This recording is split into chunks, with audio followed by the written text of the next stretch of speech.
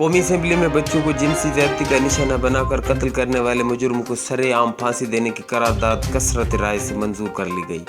Peoples party نے قرارداد کی مخالفت کرتی تفصیلات کے مطابق قومی اسمبلی میں آج وزیر پارلیمانی امور علی محمد خان کی جانب سے قرارداد پیش کی گئی، جس میں کہا گیا کہ بچوں کو جنسی زیادتی کا نشانہ بنا کر قتل کرنے والے مجرموں کو سرِ عام پھانسی دی جائے۔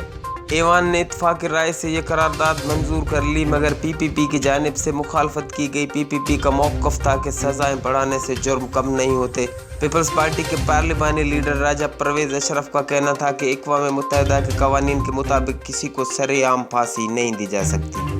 ان کا مزید کہنا تھا کہ ایک اور کیس میں بھی سرِ عام پھانسی کا فیصلہ آیا تھا، اس کا کیا ہوا، جس پر ایوان میں کوئی جواب نہیں دیا گیا اور قرارداد اتفاقی رائے سے منظور کر لی گئی۔